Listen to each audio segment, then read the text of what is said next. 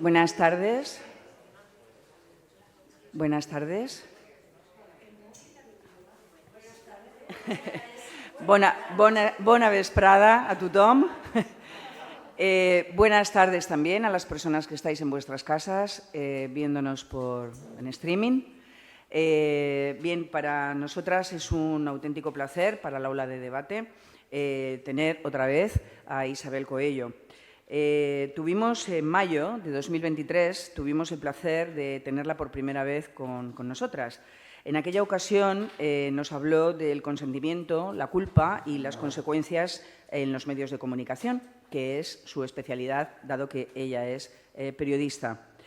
Se formó en la Universidad Complutense de Madrid, hizo el máster de periodismo en la Escuela del País y tiene detrás 20 años de experiencia con una serie de trabajos y de publicaciones y de artículos que son realmente impresionantes e impactantes. Cuando os lea alguno de los títulos entenderéis por qué. Su trayectoria profesional, además, está jalonada de premios y reconocimientos como el Carmen de Burgos en 2000 por un reportaje que hizo sobre la mutilación genital femenina en España. También fue finalista del premio Kurt Schork de Periodismo Internacional por un reportaje sobre la fístula obstétrica publicado por El País en su momento y que he de decir que fue lo primero que yo leí de ella y me dejó realmente impactada. Me dejó impactado no solamente la estructura de investigación que llevó a cabo, sino el tema del que nos habló, que es tan y sigue siendo tan desconocido para nuestro mundo occidental en general. Como podéis comprobar, muchos de estos premios y muchas de sus trayectorias están vinculadas a la salud de las mujeres, que es precisamente el tema de nuestro aula de este año, de este curso. Pero no acaban aquí los reconocimientos a su labor profesional, ya que Isabel es la creadora y la guionista del podcast La Casa Grande, una serie de 8 episodios que siguen el proceso de recuperación de las mujeres maltratadas en un centro integral de recuperación. Por este trabajo ha recibido el 9º Premio de Periodismo contra la Violencia de Género organizado por la Fundación Aliados por la integración en la categoría de audio. Os aconsejo muy firmemente que escuchéis los podcasts, a ser posible con un paquete de Kleenex al lado, porque es impresionante el trabajo y es impresionante pues, el mundo en el que estamos viviendo. Si queréis seguir su trabajo, si queréis ver algunas de las cosas que ya he hecho, lo tenéis en Dialnet. En la entrada de Dialnet, hay más sitios, pero en la entrada de Dialnet tenéis, por ejemplo, Kenia, maniobras bajo sospecha, Nabanetem Pillay, la violencia es un crimen contra la humanidad, Olimpiada incompleta, dedicada a las mujeres en el deporte, que últimamente ya sabéis que está muy en candelero, Rosa Regás, madurez en ebullición, Elena Simón, perfeccionar la democracia, las sonrisas de José Luis San Pedro o la mutilación genital femenina marcadas por la tradición. Bien, yo sin más le doy paso a Isabel y muchas gracias por regalarnos una vez más tus conocimientos. Muchísimas gracias por la introducción. Muchas gracias, Guille, y bueno, gracias por invitarme de nuevo a estar aquí. Es un placer siempre venir y bueno, pues poder compartir reflexiones y debate con además temáticas tan relevantes, ¿no? Porque siempre elegís un tema para la discusión y la reflexión anual, pues bueno, siempre temas apasionantes, así que nada. Bueno, pues efectivamente, un poco al hilo de La Casa Grande, bueno, pues vamos a intentar hacer un repaso al tema de la violencia machista, la violencia en las relaciones de pareja o incluso, diría, contra la unidad familiar, porque realmente los niños y niñas son víctimas directas también, porque realmente nos encontramos un poco ante datos de epidemia, ¿no? Las cifras que cada vez se recopilan mejor nos indican, bueno, pues titulares como los que os traigo así a modo de pildorita para empezar, ¿no?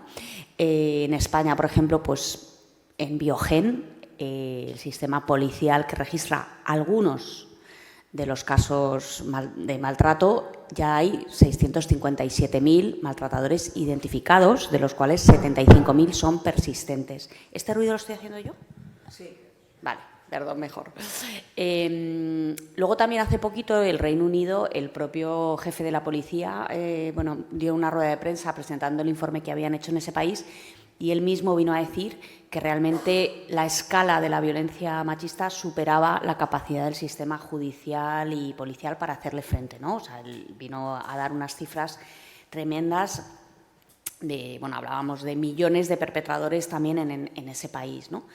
Y muy vinculado también con la salud, porque, el sistema español tampoco, como vamos a ver, está preparado para hacer frente a este fenómeno, a esta epidemia, a pesar de ser pues, una de las vías de entradas más claras por las que estos casos se podrían detectar, ¿no? Entonces, yo he definido un poco la ponencia en varias partes. Vamos a hacer unas premisas muy rápidas, luego sí que vamos a hablar de lo que son toda la sintomatología y las consecuencias de la violencia machista, la violencia en el seno de la pareja y en la infancia para las personas que las viven, y luego hablemos de la importancia del sistema de salud para detectar todo esto. Hay protocolos, esto se estudia en la universidad, no se estudia todavía a día de hoy, hay que hacerse un máster especializado. Vamos a verlo, ¿no? Y finalmente, pues acabaremos un poco con el tema del coste que se puede medir, ¿no? Porque el humano y el sufrimiento son intangibles, pero sí que se está empezando a medir todo lo que esto supone para el itinerario sanitario en términos de costes y, eso puede ayudar mucho a tomar decisiones más acertadas a la hora de visibilizar y dar respuesta a este tema, ¿no? Entonces, ¿cómo nos vamos a apoyar? Nos vamos a apoyar precisamente en el podcast que yo estaba terminando cuando vine la última vez, os lo conté, y ya se terminó, lo terminé y lo publiqué en julio de este año.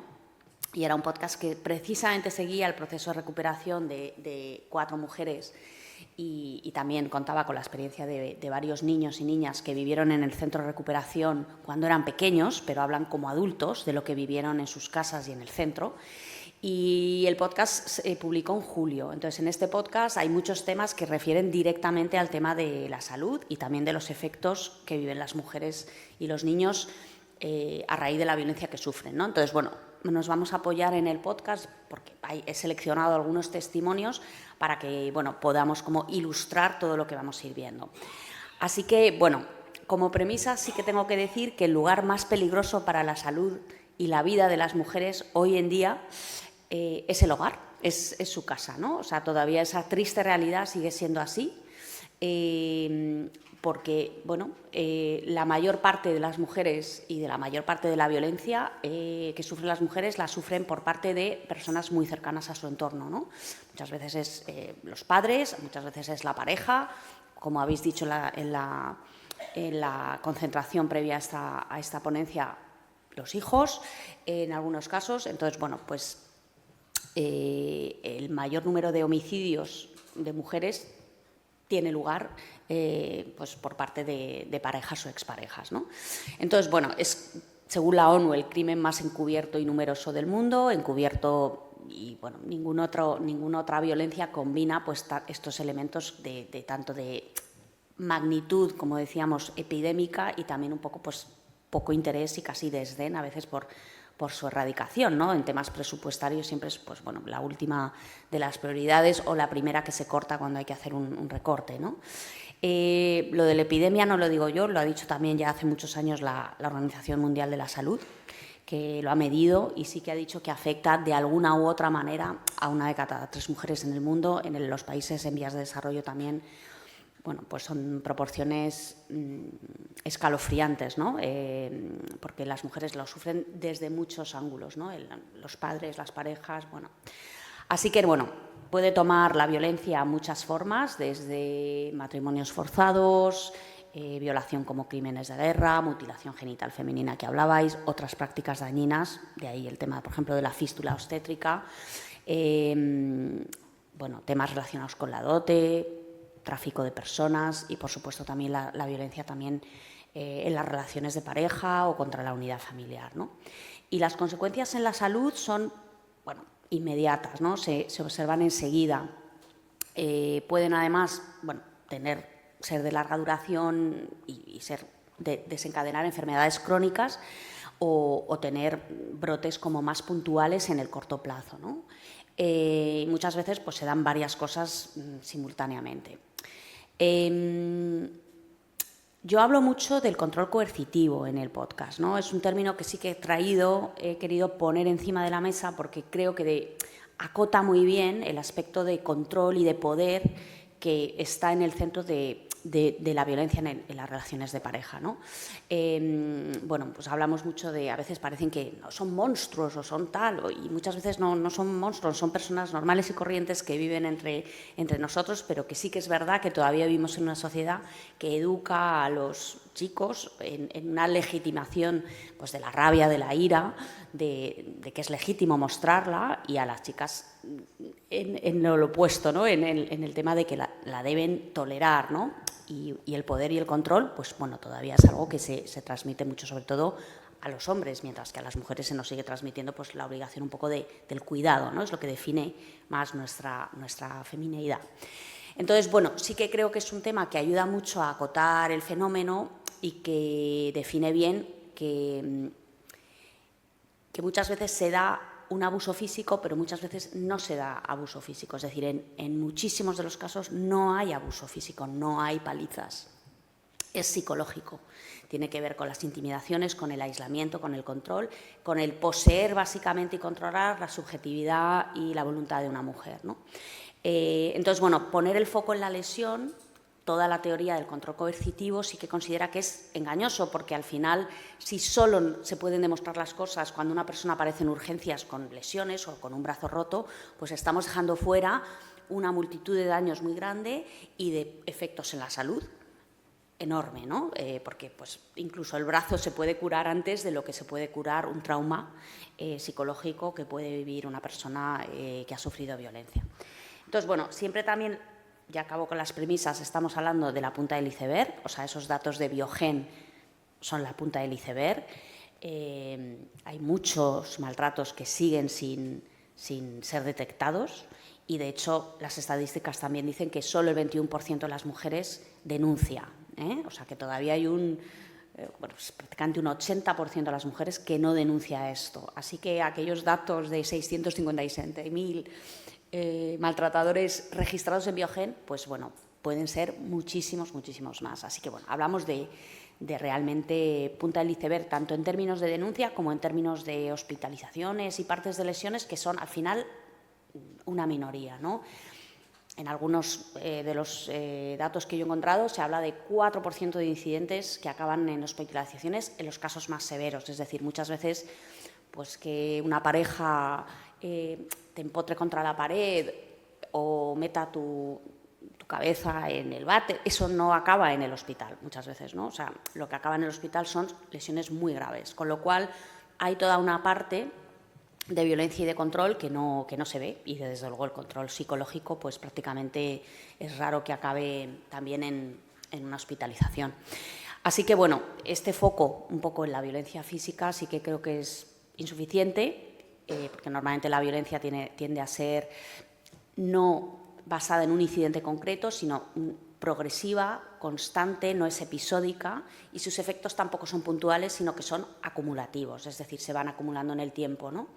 Y también muy en función de la percepción que tiene la víctima de lo que puede pasar, porque ya ha visto lo que ha pasado en el pasado, ¿no? Entonces, su percepción no es la misma que la que tenemos nosotros, ¿no? Nosotros vemos solo un incidente puntual, mientras que ellas lo que ven es ese incidente más lo que pasó en el último, más el anterior, ¿no? Entonces, muchas veces su miedo, el miedo que ellas expresan, nos parece desproporcionado porque vemos solo una situación puntual que no nos parece tan grave, ¿no? Desde fuera, mientras que ellas lo que ven es todo el historial de agresiones pasadas y bueno, de lo que es capaz de hacer la persona que tienen enfrente, ¿no? Así que, bueno, muchas veces los daños se van a explicar más por todos estos factores que por lo puntual y específico de cada incidente. Bueno, pues En sintomatología me he referido un poco al cuadro que plantea la Organización Mundial de la Salud. Hay todo un cúmulo de síntomas y reacciones que una víctima puede tener.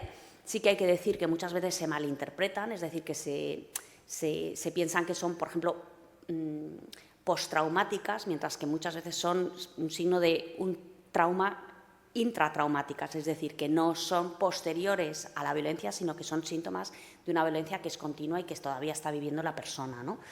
Entonces, tenemos desde reacciones físicas, pues bueno, lesiones, quemaduras de cigarrillos, mordidas, fracturas, huesos rotos, dientes rotos, bueno, todo tipo de lesiones, también, bueno, daños en la cabeza, en los oídos, en los ojos, aunque bueno, como nos contaba una de las mujeres, ¿no?, del podcast, ella aprendía a colocarse para que no le dañaran en la cara, ¿no? Entonces llevaba todo el cuerpo lleno de moratones, pero era capaz de ponerse en una posición cuando le pegaban una paliza para que luego, cuando saliera a la calle, no se le vieran los moratones. Luego hay todo un cúmulo de consecuencias para la salud que tiene que ver con la salud sexual y reproductiva, pues bueno, embarazos no deseados, abortos, también, por supuesto, pues partos prematuros y con efectos para la salud de los chiquitines, infecciones, enfermedades de transmisión sexual, bueno, fístulas, que hablábamos también, disfunciones sexuales y también tener dolor en las relaciones sexuales después, ¿no?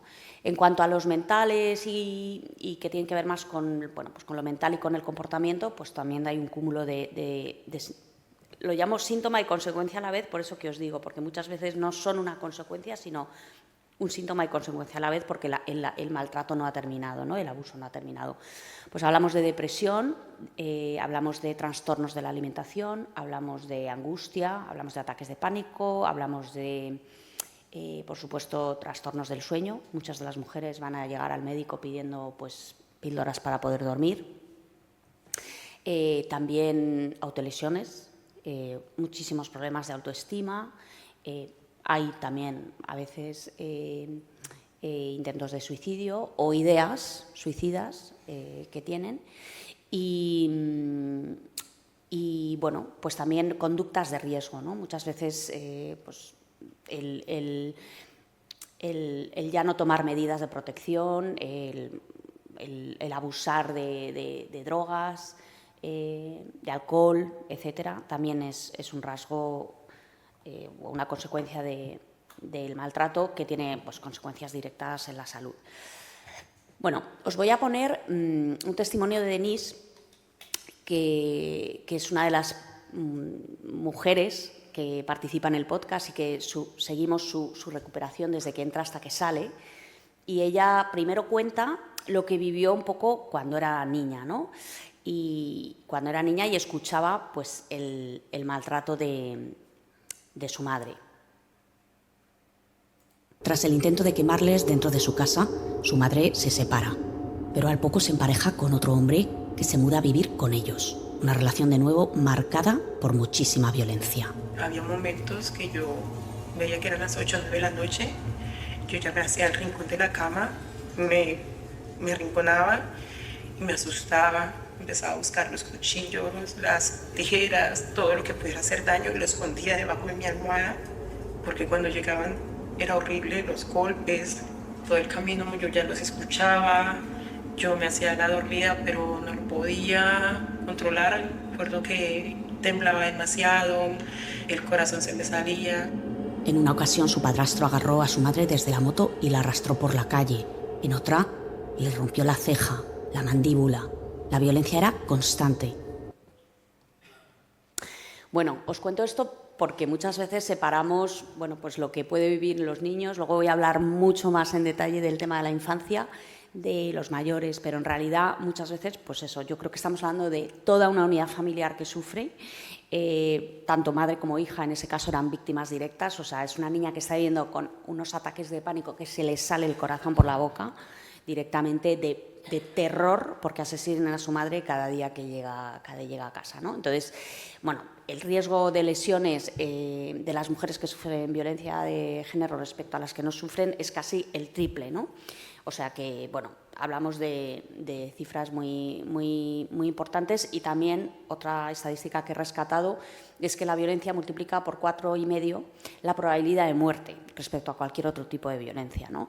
Y ellos sí que consideran episodios mortales tanto los homicidios como los suicidios. Es decir, los suicidios que al final causa la desesperación de una mujer que que repetidamente viene siendo víctima de esto, sí que lo consideran dentro de esta estadística, ¿no? Luego también, tras el intento de quemarles dentro de su casa, quería cambiar de diapo. Bueno, luego también lo que hablábamos antes, ¿no? La violencia tiene efectos en la mente y en el comportamiento, ¿no? Entonces, todo lo que es el funcionamiento cognitivo cambia, porque el trauma lo cambia, ¿no? Entonces, bueno, hay una, por ejemplo, una investigación que se realizó en España. La muestra es pequeña, pero sí que halló que la violencia psicológica y física sí que estaba asociada con un menor funcionamiento cognitivo en las mujeres. Es decir, se liaban, no eran tan capaces de concentrarse o de hacer multitareas, estaban como descentradas, como bueno, con la concentración en modo casi latente, ¿no? Entonces, una de las protagonistas también del podcast, Vanessa, nos contó muy bien lo que para ella, lo que pasó, un poco todo lo que es la disociación de su cerebro a raíz de lo que le pasó y cómo afectó a su funcionamiento cognitivo. Esa disociación es la que te salva la vida, digamos, psicológicamente, porque tu mente desconecta de eso. Es la protección que tú tienes para disociar tu cuerpo de tu cabeza, porque si no, psicológicamente es insoportable. Cuando tú tienes una situación muy traumática que no soportas, tu cerebro se bloquea, tu cerebro entra en shock y es esa disociación. O sea, tu cerebro está funcionando, digamos, al mínimo, con las funciones vitales, respirando, comiendo y poco más. Yo entré en shock porque mi madre a lo mejor me decía, ves a la cocina por las tijeras. Del salón a la cocina iba pensando, ¿qué me ha mandado mi madre? ¿Qué me ha mandado mi madre? Me paraba en la puerta de la cocina, 2 minutos, volvía. Mamá, ¿qué me has mandado? Te he dicho que las tijeras, es que no te enteras. Volvía así, a lo mejor varias veces, o me mandaba a comprar. Y no era capaz de recordar lo que me había dicho mi madre, no era capaz de pensar lo que tenía que hacer, se me olvidaban las cosas, y mi madre decía, es que eres un despiste, es que vives permanentemente despistado. Y yo en ese momento no me daba cuenta y decía, soy un despiste. Con el paso de los años después, reflexionando sobre eso, yo me he dado cuenta de que a mí el primer día que me pasó lo de las tijeras fue el día después de que mi padre abusara de mí por primera vez. ¿Por qué? Porque mi cerebro estaba bloqueado, mi cerebro estaba cerrado, mi cerebro me estaba protegiendo y estaba en modo supervivencia. Entonces había partes de mi cerebro que no funcionaban bien. Me olvidaba de las cosas, me despistaba, no sabía lo que estaba haciendo. Y eso es así, y esa disociación existe, esa disociación es real.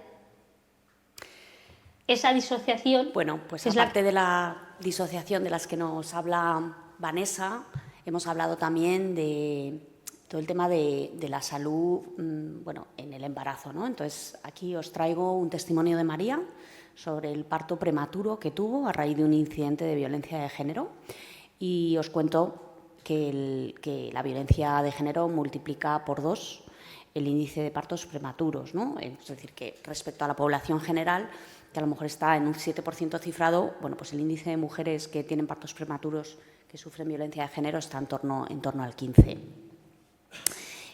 Tiene que ver también la violencia, según otros estudios, bueno, cito uno de Nicaragua, con el bajo aumento de peso materno durante el embarazo, con abortos espontáneos, muerte fetal, y también con bebés que nacen con muy poquito peso, ¿no? Ese es el estudio de Nicaragua que habla de eso. Y aquí os traigo la historia de María. Un buen día, yo me niego a ir ese fin de semana a casa de sus padres porque llevaba mucho tiempo sin ver a los míos. Y yo estaba planchando, yo estaba de 6 meses, me queda un poquito para cumplir los 7, y entonces él estaba en la cama tumbado y se levantó corriendo para pegarme. En ese momento yo me asustó y claro, levanté la plancha y le dije, mira, si se te ocurre tocarme estando embarazada, ¿sabes qué? Te quemo con la plancha. ¿Qué hizo? Pues como no pudo tocarme, le pegó una pata a la puerta que quitó todo el canto de la puerta. Allí hubo gritos, se puso muy nervioso, yo me puso muy nerviosa y bueno, pues al día siguiente me tuve que tirar todo el día en cama porque no me encontraba bien y al llegar la noche pues yo le estaba haciendo la cena y empecé con contracciones. Contracciones cada 5 minutos y al poco cada 3. Entonces tuvimos que salir corriendo. Cuando yo llegué al hospital yo ya había empezado a dilatar. Su hija nació prematura, sin el pulmón maduro. Estuvo meses ingresada. La violencia multiplica por 2 el índice de partos prematuros. Si en la población general hay un 7% de partos prematuros, en mujeres embarazadas que sufren violencia el índice es del 15%. Él provocó esa situación, porque cuando mi hija nació, la matrona me enseñó la bolsa, me enseñó el cordón umbilical, el líquido amniótico y me dijo, todo está bien, algo ha pasado. Algo ha pasado. Y ella no se lo contó, pero me decía luego, pero la matrona no era tonta. Fijaros que esta niña nació así y tuvo problemas pulmonares, pues los sigue teniendo a día de hoy, ¿no? Su hija mayor. Así que, bueno, efectos sobre la mujer, pero también sobre los hijos desde muy tierna edad, ¿no? Hablamos de la infancia, os quiero hablar un poquito de la infancia, como os decía, porque, bueno, pues es un poco la parte más invisibilizada. Últimamente ya se habla más de la infancia y de violencia vicaria, pero durante mucho tiempo pues como que la parte infantil ha estado como más separada de lo que es toda la conceptualización de la violencia de género, ¿no? Entonces, bueno, uno de los protas, Robert, también nos cuenta un poco pues cómo lo vivió él y bueno, vamos a escuchar su voz y luego hablamos. Un informe del Parlamento Europeo contiene un dato revelador. Dice que en el 73% de los casos de mujeres expuestas a violencia, repito, en el 73%, los niños y niñas son víctimas como mínimo al presenciarla como testigos. Pues a lo mejor iba borrachísimo y le daba por coger y conducir a una velocidad de 200 por hora con el coche, borrachísimo porque estaba discutiendo con tu madre y decir que papá es genial o si no, estampo el coche. Claro, por mucho control que tenga una persona a 200 por hora yendo borracho, tú dices, pues hasta aquí.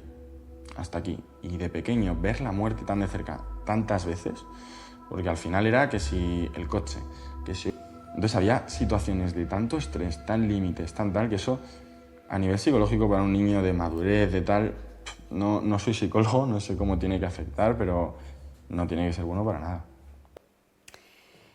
Bueno, dice Evan Stark, que es el autor un poco del manual y del libro más importante sobre control coercitivo, que prácticamente la violencia doméstica es el contexto más común de abuso y negligencia infantil. Yo creo que también sirve para el tema del abuso sexual, ¿no? Donde casi la mayor parte de los abusos ocurren en el entorno familiar muy próximo y, bueno, pues es la parte más invisibilizada, ¿no?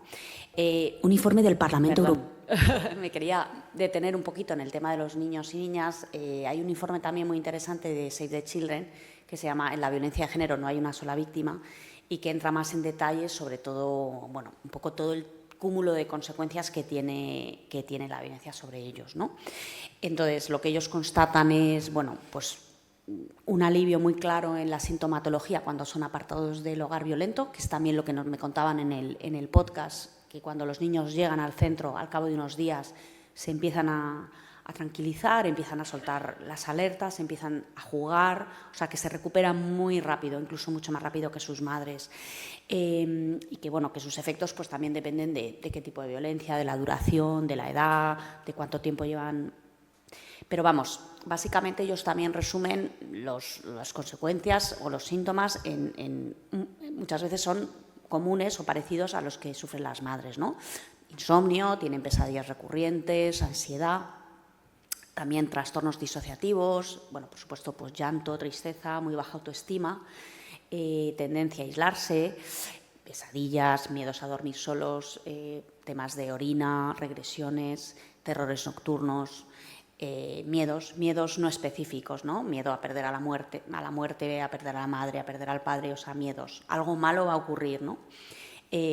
todo el tema de retrasos en el desarrollo del lenguaje, la eneuresis de la que os hablaba, y también, por supuesto, bueno, pues muchos problemas de aprendizaje, ¿no? De concentración, de rendimiento escolar y de relaciones sociales, ¿no? En el centro de recuperación, por ejemplo, lo que hacían, como no podían darles tratamiento psicológico porque necesitaban la autorización de los padres para poder hacerlo, hasta hace muy poco, hasta la ley del 21 era necesaria la autorización de los 2 progenitores para que un niño pudiera tener terapia y los padres no la daban.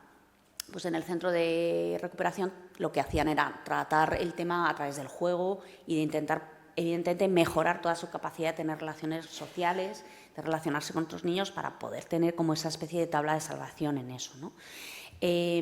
Bueno, aquí un poco se resumen también todos los síntomas según el estadio evolutivo, pues si es la primera infancia, si es preescolar, si es edad escolar o si son ya adolescentes.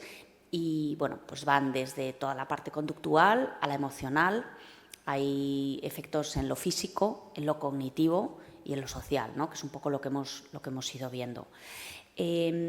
También las secuelas, ¿no? Lo que hablábamos antes, no son cosas puntuales, son cosas que duran. Y os quiero traer este testimonio de Roberto y Silvia sobre las secuelas, porque cuando yo hablé con ellos, Roberto tenía 26 años.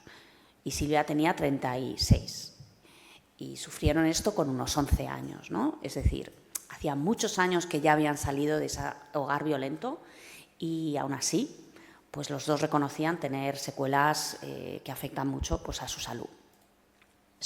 Yo mismo, por ejemplo, mi hermana, mi hermano y yo tenemos mogollón, aunque a mí, por ejemplo, me cuesta mucho admitirlo, pero es verdad que tengo mogollón de traumas de esa época que a día de hoy los sigo sufriendo. Tengo mucha ira guardada dentro, muchísima ira, muchísima. ¿Y cómo sacarla? No tengo ni idea. Pero no sé gestionar esa ira en mí. También le di mis dolores de cabeza a mi madre por todo lo que yo había vivido. Yo en mi vida ya de adulta la he gestionado de otra manera y la intento llevar de otra manera y intento esa ira retenerla siempre todo lo que puedo y más. Pero yo tuve una adolescencia muy mala y muy complicada. No había fin de semana que no descargara mi ira en alguien. Tuve problemas con el alcohol, empecé muy joven a beber alcohol además y sacaba lo peor de mí igual que lo sacaba de mi padre, exactamente igual. Y claro, tuve que dejar de beber alcohol, le tuve malos modos a mi madre en varias ocasiones y en la última dije, madre mía, pues es que al final estoy haciendo lo mismo que él. Bueno, van saliendo cosas, ¿no? Aquí el alcoholismo desde temprana edad. O sea, en cada testimonio vas viendo efectos en el presente y efectos en el futuro, ¿no? De las vidas de las personas que sufren esto. Os traigo también un libro que publicó Nuria Varela, en el que también habló, hizo 12 entrevistas en profundidad con niños y niñas que habían vivido violencia y luego también se hizo un estudio cuantitativo con más de 500 cuestionarios, ¿no? Y bueno, sacó un libro que se llama Violencia de género en hijas e hijos de maltratadores y básicamente, bueno, os traigo aquí un poco las conclusiones principales. Bueno, el 100% de los casos tienen secuelas, ¿no? Es un poco como Roberto y Silvia. Y en el 83% de ellas eran tanto psicológicas como físicas. Curiosamente, y eso sí que fue un resultado inesperado del propio estudio, los casos más graves correspondían a la violencia soportada una vez rota la convivencia con el maltratador. Y eso sí que les sorprendió. Ellos pensaban que la gente que estaba, los niños chiquitines que estaban todavía en la casa, iban a tener efectos más graves. Y de todas esas encuestas y entrevistas en profundidad, lo que vinieron a descubrir es que en muchos casos, por ejemplo, pues eso, María Álvarez era bebé cuando su mamá rompió la relación. Pues tenía depresión, trastornos de fobia social, miedos, ataques de ansiedad, anorexia y un intento de suicidio. Soraya Santos tenía 3 años cuando su madre rompe la relación violenta.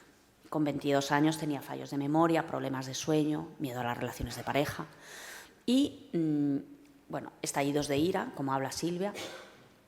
Un cuadro similar a Patricia Fernández y a Fina García. Son nombres algunos que no son los reales, ¿vale?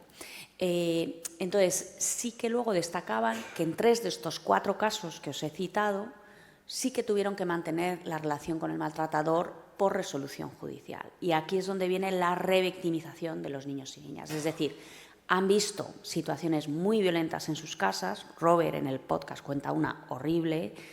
Y luego tuvo que seguir viendo a su padre por orden judicial. Tenía que ir a un punto de encuentro a ver a un padre al que había visto intentar apuñalar a su madre. Entonces tenía absoluto pánico y lloraba, pataleaba, o sea, intentaba salir corriendo, escaparse, lo que fuera.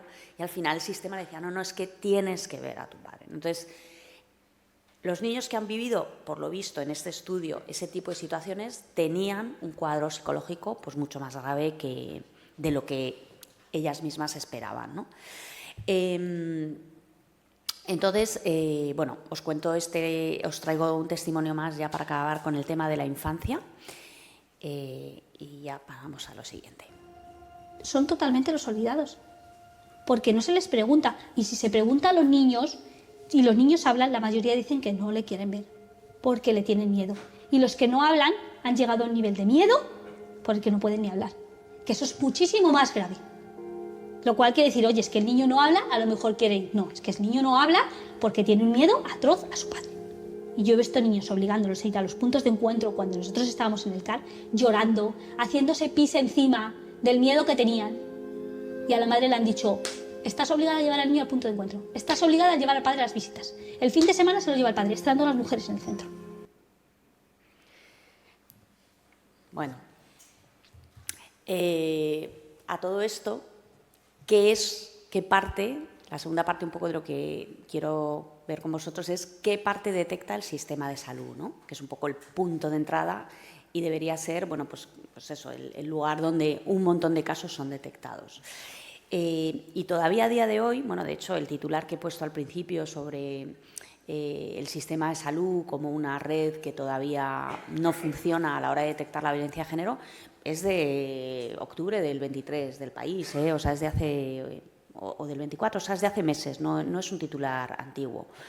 Es verdad que sí que el sistema de salud en teoría está idealmente situado porque además hay una consulta en teoría normalmente privada, donde hay una confianza en el proveedor de salud, en el médico, son profesionales en los que las víctimas confían y a pesar de eso, pues el índice de detección es muy escaso. Ahora vamos a ver que está en torno a un 4% según algunas cifras, ¿no?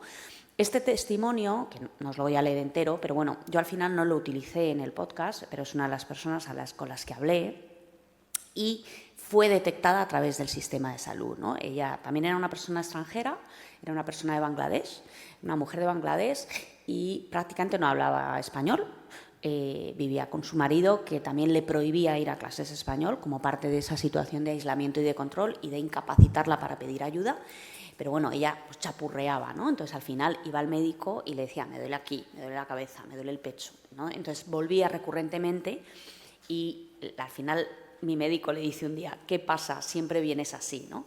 Te he hecho una prueba de corazón, está bien el corazón, te veo muy triste. Y ahí fue como ella empezó a hablar y le dijo, tengo una situación muy grave con mi marido, no sé cómo lo voy a hacer. Bueno, finalmente la derivaron a una abogada, habló primero con la abogada, pero tardó más de un año en decidirse a volver a solicitar el servicio de esa abogada y salir de esa relación y entrar en el centro de recuperación. Es decir, la fiscal Teresa Peramato, la fiscal de violencia, también me contó que la media más o menos que tardan las mujeres en denunciar y en salir de las relaciones es 8 años. La media, es decir, hay personas que a lo mejor salen en 5, pero eso significa que hay muchísimas que salen en 16 o en 20, ¿no? Entonces, el efecto acumulativo sobre la salud de esto, pues es brutal, ¿no? Pero bueno, esta mujer en concreto sí que fue detectada por su médica de cabecera. Así que, bueno, las mujeres a menudo usan los servicios de salud relacionados con el abuso, pero sin que el personal lo identifique ni las trate adecuadamente. Muchas veces también hay como miedo de intrometerse en lo que se considera que es la vida privada. Entonces, bueno, pero vamos, muchas veces ellas no llegan y dicen, mi marido me lastima o me ha herido o me ha agredido, sino que muchas veces lo que llegan es con, pues me duele la espalda, dolores intestinales, dolor crónico, problemas para dormir, ansiedad, el estado de ánimo, o sea, lo que piden sobre todo son tranquilizantes y y ayuda para dormir, ¿no? Y es verdad que muchas veces pues, es muy fácil confundir lo postraumático, como os decía antes, con lo intratraumático, ¿no? La Sociedad Española de Médicos de Atención Primaria hizo esta estimación en el 2018, ¿no? Lo que os decía, que solo un 5% de los casos que son denunciados han sido detectados por la atención primaria.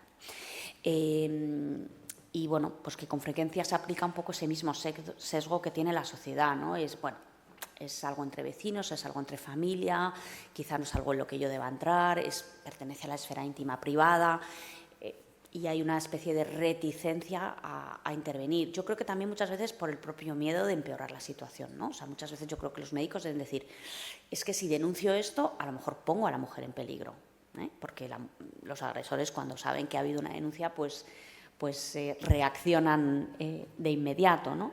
Y luego también hay un tema muy importante que es la falta de formación. Yo pregunté a todas las expertas que entrevisté en el centro si habían recibido formación en sus carreras muy relacionadas con la violencia, es decir, una carrera de psicología, una carrera de derecho, una carrera de medicina, y en medicina no está en la formación de base.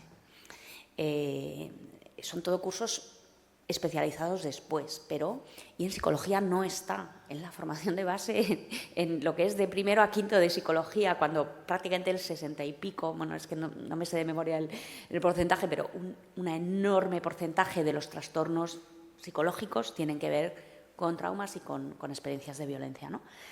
Entonces, bueno, pues la psicóloga Claudia, que habla en el podcast, hizo un máster específico del tema, ¿no? Entonces, yo creo que eso es una de las razones por las cuales, bueno, pues todavía los centros de salud pues son una red, como dice este titular del País, todavía desaprovechada para detectar la violencia. También luego hay una reticencia de las propias víctimas a reconocer el daño, ¿no? Eso también es un elemento importante que tenemos que contar. Entonces, bueno, aquí sí que ellas tienden a minimizarlo o a decir pues, que no ha sido tan grave. Bueno, pues por las propias barreras psicológicas y culturales, por miedo al estigma, por vergüenza de reconocerse como víctimas, y porque una de las estrategias de supervivencia es negar la mayor, es decir, esto no me está pasando, seguir adelante sin admitirlo, porque si lo admiten como que se derrumban, ¿no? Entonces muchas veces es después de haber salido de esa situación cuando se dan cuenta de lo que han vivido y del daño que han sufrido, y cuando están dentro no lo ven, ¿no? Esto es lo que cuenta Mónica. Luego ves con el tiempo, desde fuera, el daño que te han hecho. Cuando estás dentro no te das cuenta del daño que te están haciendo. Es cuando sales, cuando ves todo el daño que te han hecho. Porque no vives, solo vives para los demás. Y ves que pasa tu vida y miras hacia atrás y dices, madre mía, si es que no he vivido. He vivido solo y para los demás, para que estuvieran ellos felices, no para estar yo feliz. Bueno, y ahora os quiero, aquí en esta tabla, que es uno de los estudios que ha hecho España, que se hizo en el 2016, sobre el coste de lo que es la violencia para un Estado. Analiza varios itinerarios, el itinerario de salud, el itinerario laboral, pérdidas de horas de trabajo, etcétera, y el itinerario jurídico, y junta todos esos costes. He sacado solo la parte de salud. Y estos son algunos de los motivos por los que las mujeres no pidieron ayuda a ningún servicio existente, ¿no? Entonces, bueno, tiene que ver un poco con lo que contaba Mónica, y hay otras razones. Por miedo, por temor a las represalias, poca importancia es el mayor, es decir, no era lo suficientemente grave, no se me ocurrió o pensó que lo podía resolver sola, ¿no? Muchas veces sintió vergüenza, le daba apuro, no quería que nadie lo supiera o pensaba que era culpa suya, pensaba que no la iban a creer, miedo a perder a los hijos, no sabía dónde ir o que los servicios estaban muy lejos o eran de difícil acceso. Eran otros tiempos, también es otra de las respuestas.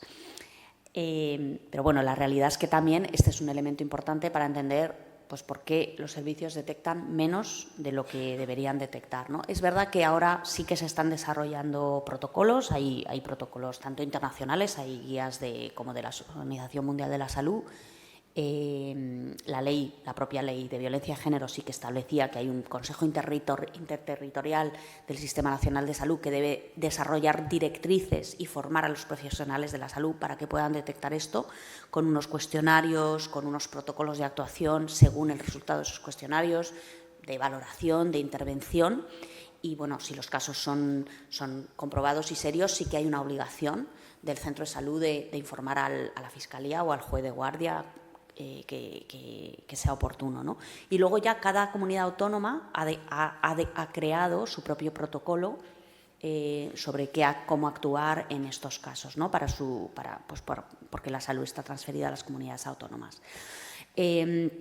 Os hablaba del coste y era un poco la última parte que quería un poco traer aquí, ¿no? Porque creo que es importante medir los costes, porque al final también ayuda a facilitar la comprensión de los efectos más amplios que tiene la violencia, que es más allá de, por supuesto, el trauma que tiene la víctima inmediata, sino que es algo que afecta a toda la sociedad y que tiene un impacto tanto en el corto plazo como en el largo plazo, como hemos visto con todos estos niños que han tenido temas de alcoholismo, de traumas, de secuelas muy importantes a lo largo de su vida, 20 años después de haber sufrido la violencia directamente por sus padres. Y bueno, porque al final muchas intervenciones políticas yo creo que toman todos estos análisis de costes como una de los pilares y las bases para justificar la actuación, ¿no? Entonces, bueno, pues al final cuando evalúas el costo de no actuar, para muchos estados se dan cuenta de que compensa absolutamente actuar, no solo, por supuesto, por el sufrimiento humano que se evita, que debería ser la primera consideración, pero bueno, los estados también tienen consideraciones económicas que hacer y el beneficio potencial para la sociedad de intervenir, pues bueno, es importantísimo. Entonces, ahora vamos a ver un poquito tanto la estimación que hizo España como la que ha hecho la Unión Europea. Y bueno, no sé cuánto tiempo me queda, hay varios gráficos, ¿vale? Pero bueno, si tengo que cortar algún gráfico, porque yo he traído siempre un poco de más, pero si voy mal, pues corto 3 gráficos y pasamos al debate sin ningún problema. Bueno, el dato de España, como os digo, se hizo en 2016. A día de hoy, yo que sepa, no se está haciendo una actualización de este cálculo. Pero sí que este estudio un poco lo que dice es que el 85% de las mujeres que han sufrido violencia física o sexual presentan síntomas asociados al estrés. Bueno, algo bastante lógico, ¿no?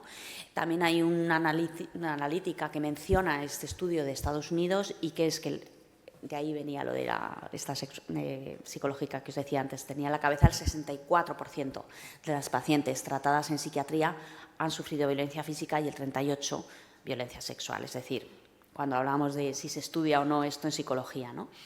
Este estudio analiza los costos tangibles, como decía, todo lo que es intangible no lo analiza, ¿no?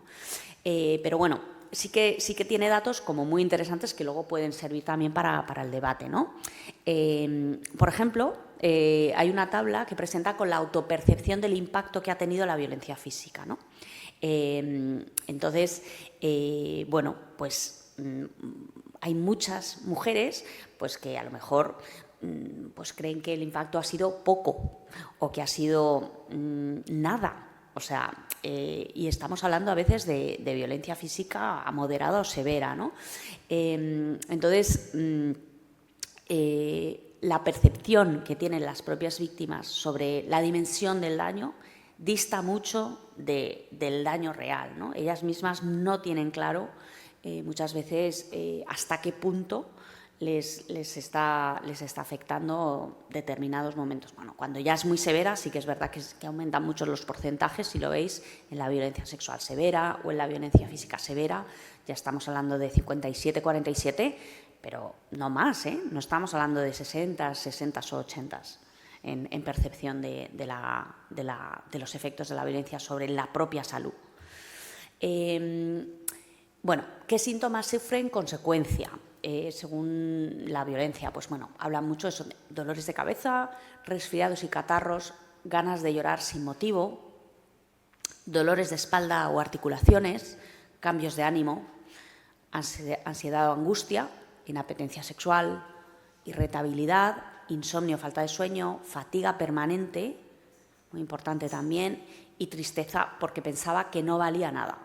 Estos son los síntomas que ellas declaran sufrir, y también aquí cambia pues, según la violencia es severa o moderada y el total, ¿no? Entonces, en el total veis que, por ejemplo, el que más refieren es cambios de ánimo, con un 70%, angustia o ansiedad, con un 66%, insomnio o falta de sueño, con un 62%. ¿no? Un poco lo que hablábamos antes, que sobre todo es temas eso de depresión y falta de sueño lo que les lleva al médico. En esta tabla de este estudio lo que vienen a decir es si esas dolencias las limitan o les limitan gravemente o no, y qué percepción tiene de ello, ¿no? Es mejor mirar casi abajo, que es donde están los porcentajes, porque arriba los números en absoluto no dicen realmente mucho. Pero bueno, en la violencia física, el 71% dicen que sufre la dolencia, pero que no limita sus actividades diarias, ¿no? Y que solo el 9% consigna que les limita gravemente. O sea, esto nos vuelve a indicar un poco que al final la parte de lesiones físicas graves es minoritaria, y con lo que conviven estas mujeres es sobre todo con síntomas de la violencia psicológica, que bueno, les causa dolor, pero ellas consideran que no les limitan sus actividades diarias, o sea, que pueden seguir pues, llevando a los niños al cole o cocinando o haciendo todo este tipo de cosas, ¿no? Bueno, aquí están un poco resumidos los efectos sobre el estado de salud según el tipo de violencia. Entonces, bueno, hablábamos un poco lo que hay, todo es cortes, rasguños, moratones o dolores, lesiones en ojos u oídos, esguinces, luxaciones, quemaduras, heridas profundas, fracturas de huesos, dientes rotos, lesiones internas o lesiones similares, y también se consigna el aborto involuntario. Aquí sí que vemos que las lesiones más físicas más frecuentes son los cortes, rasguños, moratones o dolores. Como os decía antes, solo un 4% de las lesiones acaban en hospitalizaciones, porque muchas veces nadie va a ir por un rasguño o por un moratón o por un corte al hospital. Entonces, al final, los efectos acumulativos, ellas conviven con ellos, pero no les llevan al hospital hasta que las lesiones no son graves. Y aquí, mayoritariamente, muchas veces no lo son, porque la mayor parte del maltrato suele ser psicológico. Y finalmente, bueno, con todos estos datos más, bueno, pues el coste de las consultas, el coste de las enfermeras, de las curas, de las hospitalizaciones, etcétera, pues hace una estimación de lo que es el coste por categoría, ¿no? No sé si lo podéis leer bien, pero bueno, computa tanto lo que son las consultas de atención primaria como de atención especializada, urgencias, traslado móvil, tratamientos de psicoterapias, los costes farmacéuticos, tanto en medicamentos como en psicoterapias, y luego pues todo lo que son servicios psicosociales, actividades de formación, etcétera, ¿no? Ese es un coste más que asume el sistema para poder responder. Con todo ello, básicamente, hace una estimación del coste del itinerario, de los costes de la asistencia sanitaria derivadas de la violencia de género en España. Es una de las dos estimaciones, tiene dos sistemas de estimaciones. Y según este es 254.000 euros, ¿vale? Millones de euros, perdón, que lo he dicho fatal. Exacto. 254 millones de euros.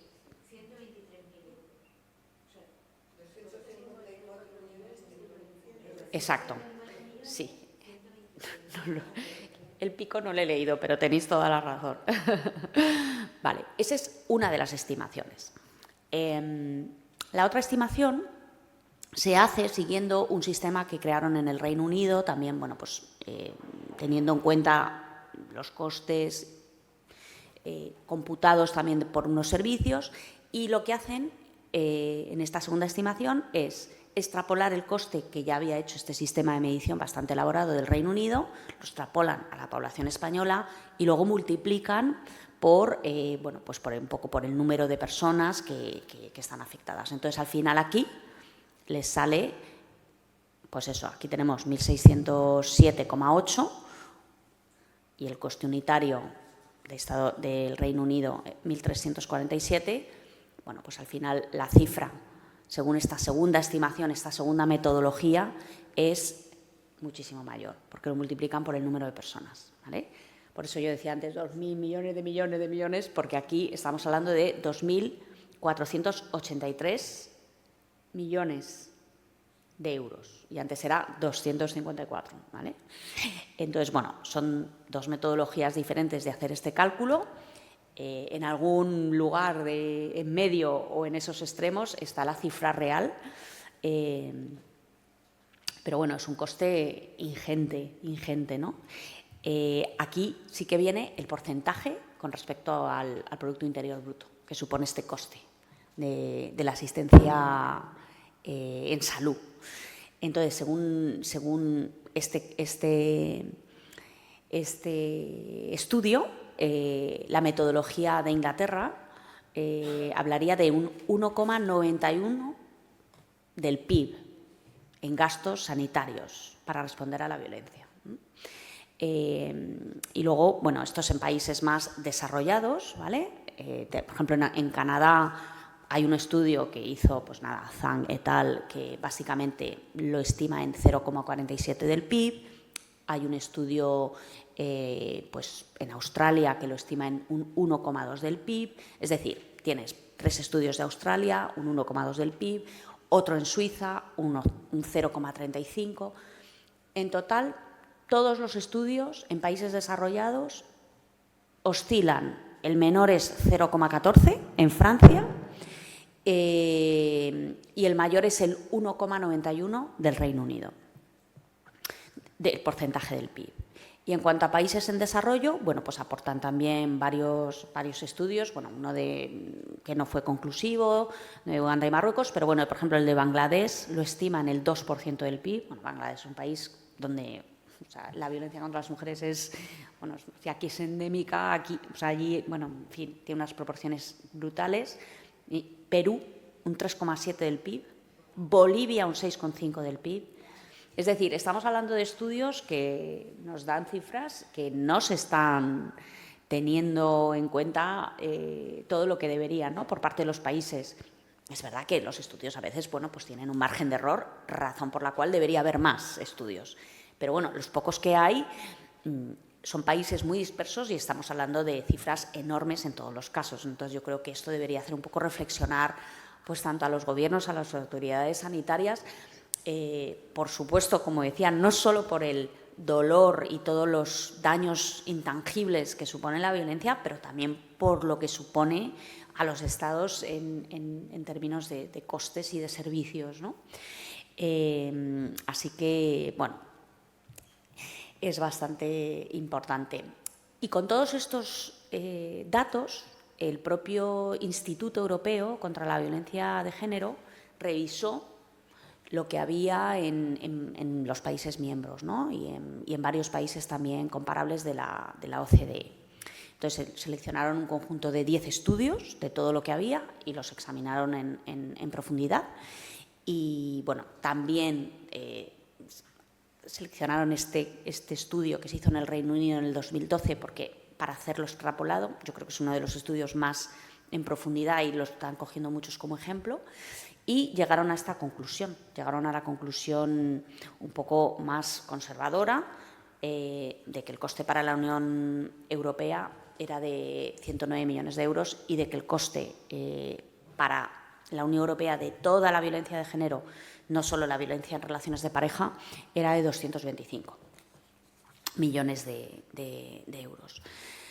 Bueno, aquí os lo explica también con varias estimaciones, para que lo veáis así grande. Es un poco la infografía que ellos sacaron y tienen un poco la estimación de la que hablamos al principio, de 254 millones, esto es en España.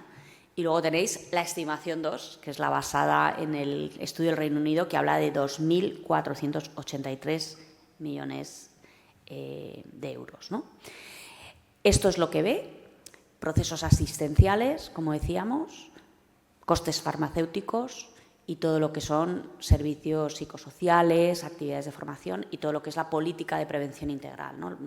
Costes no tan asociados a la asistencia directa a las víctimas, sino de preparación del propio sistema sanitario y de sus profesionales para poder hacer frente a ello, ¿no? Entonces, bueno, los procesos asistenciales evidentemente constituyen la gran parte del costo, ¿no? Aquí es un 87% en la estimación 1, más conservadora, y un 91% en la estimación 2. Bueno, hablamos de consultas de atención primaria, de atención especializada y de luego los tratamientos con psicoterapias, ¿no? Toda la parte luego farmacéutica y toda la parte, y aquí viene, pues eso, lo que es asistencial, 220 millones, los costes farmacéuticos, 7,99, la formación de los profesionales, 25. Ese es el total que nos lleva a la cifra de la que hablábamos antes, ¿no? Y luego, este también me pareció muy interesante por cómo clasifica los costes según también el tipo de violencia, ¿no? Entonces, bueno, pues la violencia física severa es la que es más costosa, porque además es la más grave, y la que menos se denuncia, pues prácticamente está más invisibilizada, ¿no? Y la violencia física moderada pues solo supone un 12%, ¿no? Y la física severa un 85%. ¿Qué más cositas interesantes vienen aquí? Ahí este no se ve tan bien, este os lo voy a leer. Este ha salido hace muy poquito, es un coste que está centrado en la infancia y lo ha sacado la organización Educo, ¿vale? Y aquí no se ve tan bien la diapositiva, pero bueno, básicamente viene a contar también servicios de atención psicológica, costes indirectos como enfermedades crónicas, costes educativos, repetición de curso académico, costes sociales, costes judiciales. Son todos los costes incurridos que tienen que ver con la violencia cuando se da en la infancia. Luego, si acaso miro en el estudio real, porque creo que no puedo ni yo leer, o sea, leo 437, pero bueno, luego lo leo mejor. Y ya para acabar, porque lo que hemos hablado, pues bueno, yo creo que os podéis ir con una sensación un poco de desesperanza, ¿no? Sobre la magnitud tan bestia que tiene la violencia en el tema de la salud y lo poco que se habla, ¿no? de ello. Pero bueno, también hay que decir que la gente sale, que las mujeres salen. Y este podcast es el reflejo de ello, ¿no? Las mujeres salen adelante. El cuerpo también es sabio, el cuerpo es mágico, es maravilloso y también tiene una capacidad de recuperación enorme, ¿no? Entonces, no quiero que os vayáis con un mal sabor de boca, quiero que escuchéis a María a mitad de proceso y a final de proceso después. Son 2 testimonios cortos en los que os va a contar su mejora y cómo se está recuperando. Es cierto que me noto más fuerte. Me cuenta que cuando llegó aquí tomaba 5 pastillas por la mañana, 1 a mediodía y 4 más por la noche. He podido bajar medicación por la mañana, solamente estoy tomando 1. Por la noche no, porque necesito descansar y porque evidentemente cuando tú duermes pues aparecen muchos sueños. Más avances. He conducido 2 días, estaba súper segura de que podía hacerlo bien y no estaba nada nerviosa y bueno, fue un subidón, pero tremendo, aparqué perfectamente. Bueno, fue para mí un subidón tremendo. María llevaba 4 o 5 años sin conducir, desde que le dio el primer brote de fibromialgia. La medicación que tomaba no se lo permitía. Para mí ha sido un logro porque yo pensé que nunca iba a poder coger el coche. Nunca confié en que podría coger el coche. Pero ha pasado de tener varios brotes semanales a tener 2 en 6 meses. Y ambos fueron al principio de su estancia en el centro. Cuando nos vemos, lleva meses sin un solo brote. Al haberle bajado la medicación, ya puede conducir. Bueno, pues paso de tener varios brotes semanales de fibromialgia a tener 2 en 6 meses. O sea, al final la separación física, la deslocalización, el no tener cerca a tu agresor, el desconectar y el poderte centrar en tu proceso terapéutico, bueno, pues como obra milagros, ¿no? O sea, que eso también es muy esperanzador. Es cierto. Y luego, ya para acabar, os cuento pues cómo ve ella todo esto al salir del centro, ¿no? Cuando ya ha terminado su proceso, ha salido del centro de recuperación, está trabajando, sigue conduciendo, sigue sin brotes de fibromialgia y bueno, esto es lo que nos cuenta. Para mí es una etapa de mi vida que no olvidaré nunca, porque además te enseña que se puede salir. Sí, ha sido mi trampolín, pero además, o sea, un trampolín tremendo, porque claro, yo entré allí que apenas podía ni moverme, se me caía todo de las manos, tropezaba, estaba súper medicada. Pues así entró y luego salió estupenda y a día de hoy, porque habla con ella hace poco, sigue estupenda. O sea que, bueno, hay esperanza, hay que trabajar, hay que dedicar recursos, sobre todo, hay que ser muy consciente de los recursos que hay que dedicar y de que hay que dedicar más. Hay que formar a los profesionales y, bueno, pues en esas claves yo creo que están las soluciones, ¿no? Pero, bueno, sí que creo como conclusión que es muy importante ser consciente de que el tema de la salud está muy vinculado a la violencia y que está muy, muy subestimado. Es decir, que las autoridades de la salud, bueno, pues es un poco igual que en otros itinerarios como judiciales, ¿no? Que prácticamente la atención que le dan a este tema es muy poca en proporción con la importancia que luego tiene en el propio itinerario sanitario, ¿no? Entonces, bueno, ahora en el debate me contáis cómo lo veis. Sé que también hay por aquí varias profesionales de la salud, así que, bueno, a ver cómo lo veis y nada, muchísimas gracias por vuestra atención y por invitarme.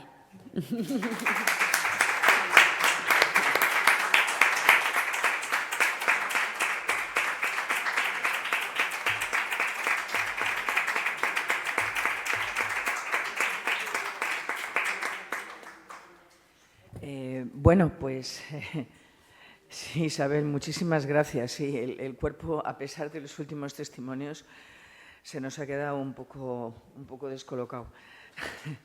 Pero, en fin, esto sabemos que esta realidad está ahí y no solamente eso. O sea, me parece importantísimo lo último que has dicho, ¿no? O sea, hay que dedicar recursos y, sobre todo, hay que verlo. Lo tienen que ver. Las instituciones lo tienen que ver y no lo están viendo, no lo ven, ¿eh? O sea que las invisibilidades pueden ser dobles, triples, cuádruples. Y bueno, pues en los cálculos económicos tampoco parece que les importen demasiado, porque, bueno, si alguien se planteara en otro contexto que no fuera lo que te está llevando de Producto Interior Bruto un problema, le pondrían rápidamente remedio y verían a ver qué es lo que hacen, ¿no? Bueno, bien, yo hay dos cositas que me han llamado la atención, pero creo que lo mejor es que demos paso a vuestras intervenciones. En estos momentos son las 9:10 pasadas, las 9:15, tenemos hasta las 10 menos 20. A las 10 menos 20, con todo mi amor y todo mi respeto, os echaré de la sala y nos iremos todo el mundo de la sala para que la gente que está aquí trabajando se pueda marchar también a una razonable a su casa. Creo que tenemos un poquito más de media hora, una media hora aproximadamente, creo que tenemos tiempo de sobra. Pero, por favor, os pido que utilicéis el micro porque es la manera como las personas que están en la casa pueden escuchar y además se queda grabado, ¿eh? Así que le paso a Josefina el micro y ya cuando queráis pues podéis empezar a intervenir.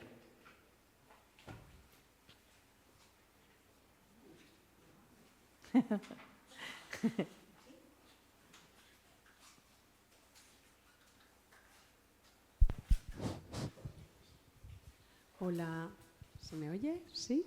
Sí. Buenas tardes, me llamo María, muchas gracias.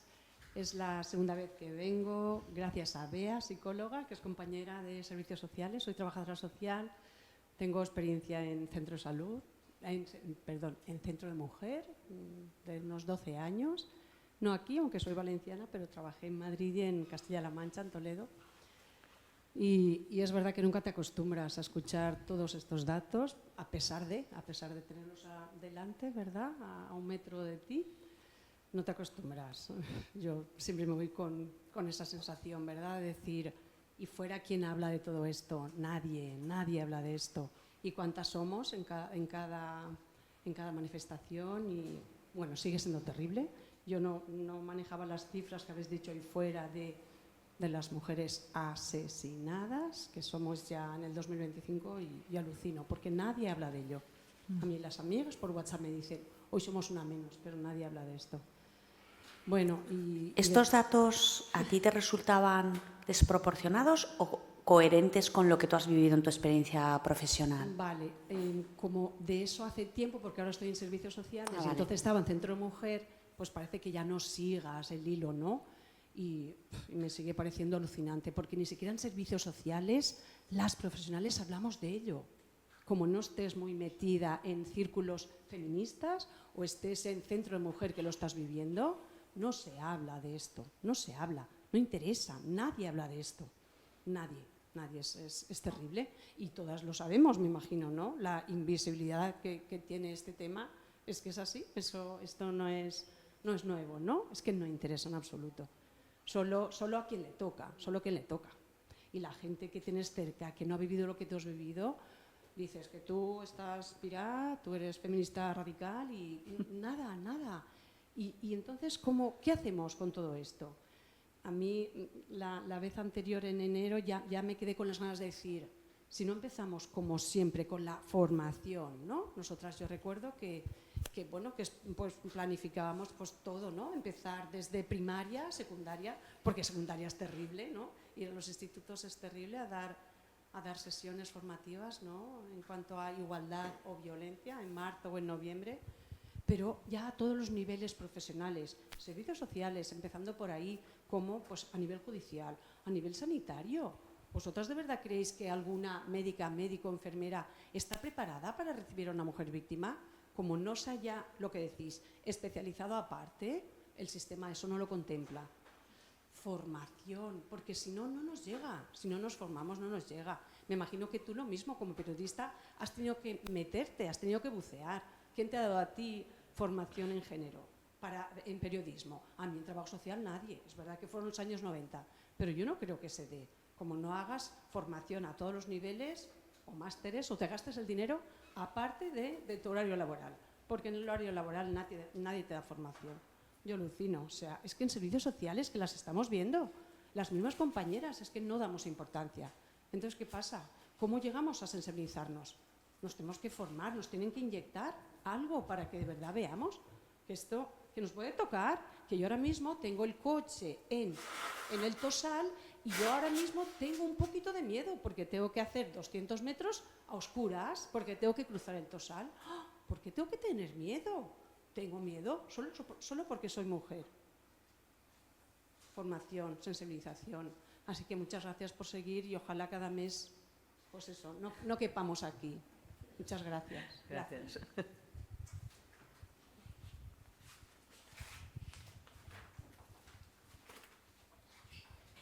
Bueno, mientras surgen algunas otras preguntas, sí que, bueno, no puedo estar más de acuerdo contigo. O sea, yo creo que la formación y la educación es la gran asignatura pendiente y sobre todo en determinadas profesiones. Es decir, no es lo mismo que una psicóloga no tenga ninguna exposición en su carrera a algo que va a estar muy presente en su trabajo, que a lo mejor otra carrera que no está tan relacionada, pues una arquitecta, ¿no? O sea, pero es que hay carreras que están muy vinculadas, ¿no? Es como si tú pues vas a trabajar con deportistas y no estudias anatomía, pues es que es complicado, ¿no? Entonces yo creo que hay determinadas carreras que están muy vinculadas y muchas son del itinerario de salud, pues todo lo que es psicología o pues la propia medicina, ¿no?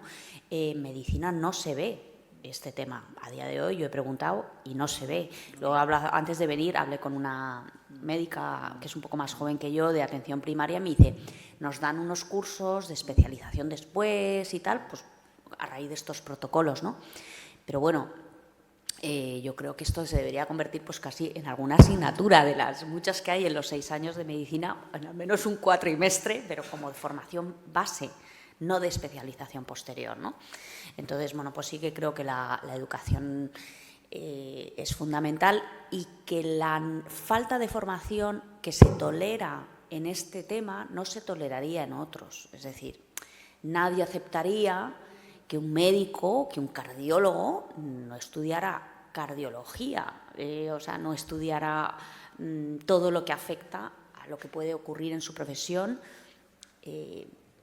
Entonces, no se aceptaría, mientras que aquí se acepta que, bueno, el sistema sanitario tenga que hacer frente a los profesionales desamparados sin ningún tipo de formación a un fenómeno al que nadie sabe enfrentarse, ni siquiera ellas, pero nadie, porque es chocante, es intimidante, es conmovedor, es un fenómeno que cuando te toca te conmueve y te deja también bloqueado, no sabes cómo actuar, ¿no? Yo también lo he visto mucho con el podcast, ¿no? Lo que decías está muy invisibilizado y es verdad. He hablado con muchas amigas que me han dicho, cuando lo he escuchado he pensado en mi tía, he pensado en mi prima, he pensado en cuando yo era pequeña y mi tía se separó y no sé, y he sumado 2 y 2 son 4.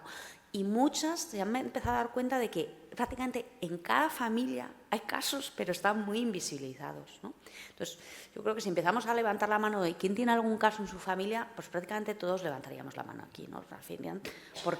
Pero, bueno, pues vives así de pasada o, bueno, lo minimizas o ellas mismas lo minimizan, ¿no? Hay un episodio donde yo hablo de mi abuela también tuvo eso, mi abuela paterna, la madre de mi padre, ¿no? Y ella lo contaba así de pasada, de, no, es que tenía la mano un poco larga. Me decía así. ¿Por qué? Porque se separó, hizo bien, salió adelante y ya le quitó importancia. Y no pensaba en las secuelas, ella pensaba en tirar para adelante, ¿no?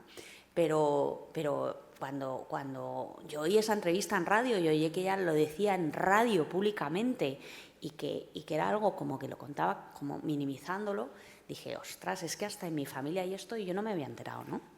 O sea, que yo creo que al final es algo pues que evidentemente sí que está muy invisibilizado y bueno, pues parte del trabajo, porque es verdad que la situación es desesperanzadora, pues consiste en seguir pico pala, haciendo ese trabajo como hace este aula de difusión, de poner la realidad bueno, pues encima de la mesa, de seguir visibilizando en la medida en la que cada uno puede. Y desde luego sí que creo que desde el punto de vista del Estado el tema de la educación es una de las grandísimas asignaturas pendientes. Sí. A ver, yo estoy totalmente de acuerdo contigo. No dejo de sorprenderme cuando sigo oyendo La Casa Grande, el podcast, porque sabemos todas que bueno, es para oírlo y repensar lo que se oye. Yo quería comentar que bueno, la violencia machista nos afecta a todas de una manera o de otra, con nuestras parejas, con nuestros jefes, con nuestros vecinos. Seguro que cualquier mujer de aquí la ha sufrido de una manera o de otra si se para a analizarlo. Lógicamente las instituciones tienen que hacer muchísimo, muchísimo y tenemos que obligarles nosotras a que lo puedan hacer. Quiero decir, no vamos a desesperarnos, porque yo además estoy positiva, yo estoy positiva, porque esta mañana oyendo a Jenny Hermoso creo que es un gran paso lo que ellas hicieron con valentía, lo que hizo esta mujer, a raíz de la denuncia que ella hizo con valentía. Muchas mujeres hemos dicho cómo nos han agredido en nuestros trabajos, cómo se han abusado nuestros jefes de nosotras de una manera o de otra, psicológicamente, tocándonos el culo, con un empujón, con un montón de historias que jamás lo hemos contado porque estaba normalizado. Y ella ha dejado de normalizar lo que todavía mucha gente en la sociedad normaliza, porque lo que le pasó lo sigue normalizando. Entonces, bueno, falla todo. Falla la educación, no hay coeducación. Falla la sanidad. La sanidad no podemos ir, porque si no nos ven con una brecha, con la cara hecha polvo y con un montón de moratones, pues ni siquiera lo detectan, porque como tú dices, no tienen formación. Y falla la justicia. ¿Por qué me dices de Elisa Moliá? O sea, el interrogatorio que le hace ese juez hace una semana. Bueno, pues las mujeres estamos levantando la voz y diciendo lo que está ocurriendo, diciendo que ese señor, ese juez, no le puede hacer a esa mujer ese interrogatorio como se lo hizo. Entonces, bueno, mucho que hablar. Yo quiero llamar la atención en los niños, ahora en este lugar. Ahí tú, en todos los datos que has dado en cuanto a sanidad, se reflejan las mujeres o lo que cuesta la sanidad a las mujeres que sufren violencia. Pero hasta hace muy poquitos años no se ha contabilizado lo que se paga por los niños. Y estoy hablando de costes sanitarios en los niños, porque los niños eran los grandes invisibles. Y las niñas. Gracias, compañera. Gracias, compañera. Las niñas y los niños eran los grandes invisibles. Entonces los niños han tenido que ir a psicólogos, que se les ha tenido que pagar sus madres normalmente, porque siempre era por abuso de los padres. Y también invisibilizadas son las madres y los padres de las mujeres que sufren violencia. Entonces, hasta el 2023 creo que tú no pones el dato de los niños, ¿no, Isabel? He puesto un estudio que es el de Educo, pero no se veían bien los datos. Ahora os lo busco porque ha salido hace unos meses y ese sí que contabiliza específicamente el coste para niños y niñas. Tanto de la parte sanitaria como otros costes, pues eso, el itinerario educativo, la pérdida de curso escolar. Pero que es del 2023. Bueno, sí, pero eso es de lo más reciente que hay, porque el de España es de 2016. Pero de mujeres, ahí no habla de niños. ¿También hablaba de niños? No. Vale. Bien. Entonces, ahora lo busco. Bueno, muchas gracias, Isabel. Siempre un placer escucharte por lo duro que sea el contenido, pero es importante conocer los datos, perdón. Y yo quería señalar varias cosas, y es que se habla más de lo que se hablaba, hemos mejorado en estudios. Ahora se ha marchado Ángela y en 1985, porque acababa de llegar a una casa y por eso conozco la fecha, ella me trajo una ponencia, me trajo fotocopiadas ponencias de un encuentro que hubo en Santiago, y una de esas ponencias se titulaba "No está mal que un chico toque el culo a una chica", en el 85, es decir, que hace tiempo que vamos hablando de ello. Y lo que quería yo señalar, además de la formación y la importancia que tienen todos los sectores profesionales que tratan con la población o con mujeres, con niñas, con educación, sanidad, justicia, quería señalar la importancia de los medios de comunicación, que hemos evolucionado positivamente. Desde hace 20 años que había chistes en programas televisivos de fin de año que eran de un contenido tremendamente machista, patriarcal, violento, a cómo está ahora. Y creo que, a diferencia de esa época, en los medios de comunicación salen noticias y salen hechos, pero muy puntualmente, y que no están trabajados. Se cuida mucho más el lenguaje inclusivo o el lenguaje correcto en los medios de comunicación, y hay un protocolo o unos criterios, pero que cuando salen las noticias salen un poco con un contenido, si no morboso, anecdótico, ¿no? Otra asesinada en estas condiciones, que no se trabaja en profundidad en los medios de comunicación. No hay un mensaje claro, porque cuando hay documentales, pues bien conectamos con los documentales, con los informativos, las personas que estamos sensibilizadas con el tema. Pero la manera de tratar la noticia, aun utilizando un lenguaje correcto, no termina de ser, desde mi punto de vista, transmisora de la realidad que estamos sufriendo. Bueno, muchas gracias. Es muy duro, pero un placer estar con vosotras.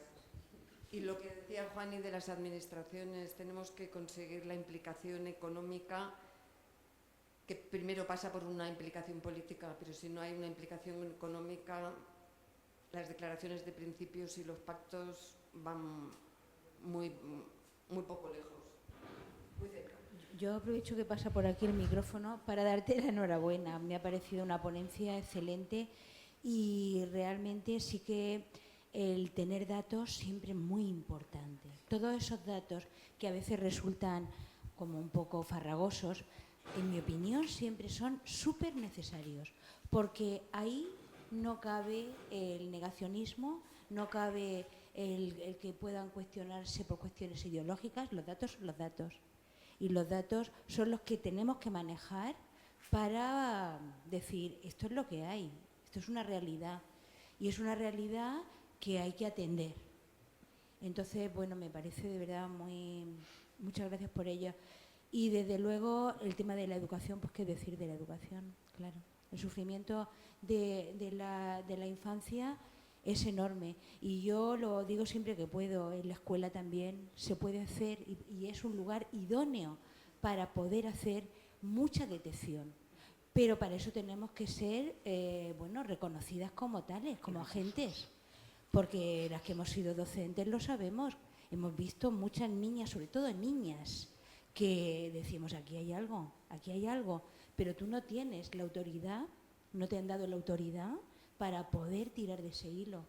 Y es un espacio, igual que los centros de salud, fundamentales. Yo quería, manténlo porque queda. Sí, yo quería decir dos cositas, ¿vale? Bueno, tres en realidad. En primer lugar, yo siempre lo digo porque me parece que es la única forma en la que socialmente se puede tener idea de qué estamos hablando, ¿no? Y es que en estos momentos hay muchísimas más mujeres ya asesinadas que muertos a manos de ETA.